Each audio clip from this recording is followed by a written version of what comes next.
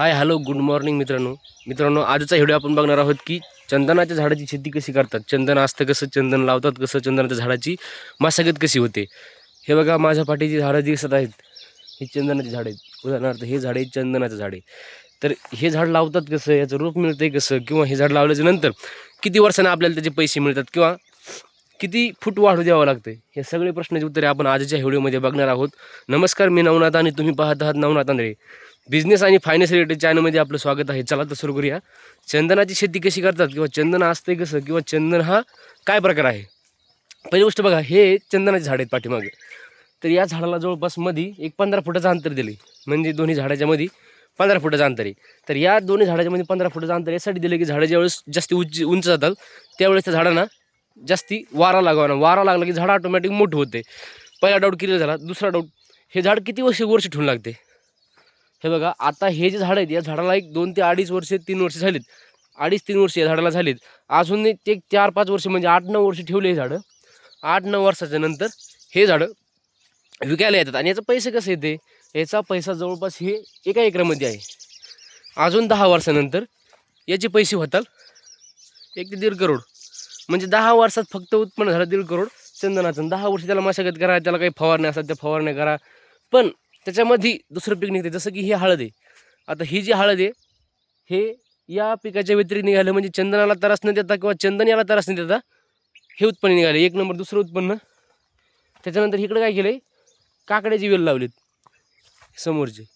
हे जे येल हे ते काकड्याचे आहेत, म्हणजे एक उत्पन्न न घेता त्याच्यात अनेक उत्पन्न आपण घेऊ शकतो। कसे, पहिलं मेन उत्पन्न आहे चंदनाचं, पण चंदनाचं उत्पन्न येण्यासाठी आपल्याला वर्ष लागतात 10।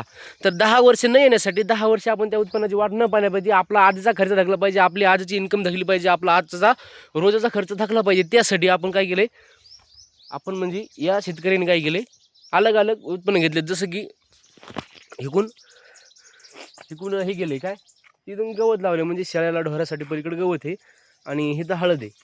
आणि याच्यामध्ये पण दुसरे झाड, जसं की हे सीताफळाचं झाड आहे।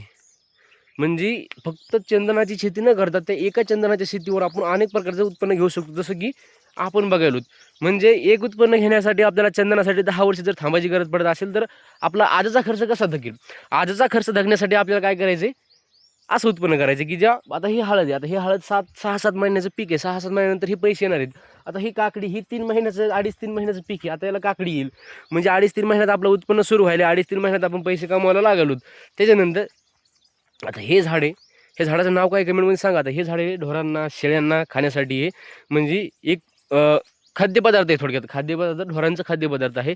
त्याच्यानंतर आता त्याच्यामध्ये पण काय लावलं, हे सीताफळाचं झाड आहे, हे झाड सीताफळाचं आहे। म्हणजे फक्त एक चंदनाची शेती करण्याऐवजी, एकच चंदनाच्या शेतीवर बसण्याऐवजी याच्यात अनेक शेत्या गेल्यात। जसं की तुम्ही बघायले, म्हणजे फक्त 10 वर्ष थांबायची गरज नाही की बाबा चंदन 10 वर्षानंतर 15 वर्षानंतर लय मोठं होईल, आणि लय मोठं झाले चंदन हे नंतर पैसे देईल, नंतर जेव्हा पैसे द्यायचे तेव्हा ते पैसे देईल। पण त्या अगोदर हे चंदन जोपर्यंत येत नाही तोपर्यंत पण आपल्याला आपला उदरनिर्वाह भागला पाहिजे, आपल्याला आजचं इन्कम झाली पाहिजे। त्यासाठी म्हणजे चंदन जर आपण लावलं तर आपल्याला इतर अनेक प्रकारचे पीक त्यामध्ये घेता येतात।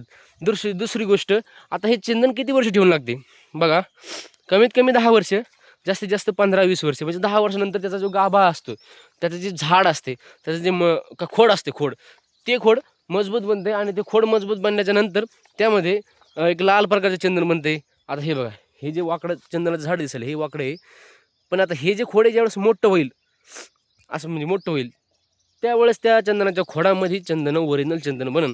आता जर तुम्ही घेतलं त्याच्यात ओरिजिनल चंदन नाही, आता तर ते एक कवळं, म्हणजे एक बालिश चंदन आहे। म्हणजे बालिश म्हणजे त्याचा उपयोग नाही, चंदन म्हणून उपयोग नाही, त्याचा सुगंध तितका नाही जितका ज्यावेळेस होणार आहे। आता हे बघा, आता हे उंच आहे बरोबर आहे, आता हे उंच आहे, पण याची जाडी बघा किती आहे, इतकीच आहे। ज्यावेळेस याचा घेरा घेईल, मोठा घेरा होईल, त्यावेळेस या चंदनात भरपूर प्रकारचा म्हणजे हे होईल, ओरिजिनल चंदन म्हणून, ओरिजिनल चंदनाचं लाकूड बनन। सध्या ते ओरिजिनल चंदनाचं म्हणजे भराव झालं नाही।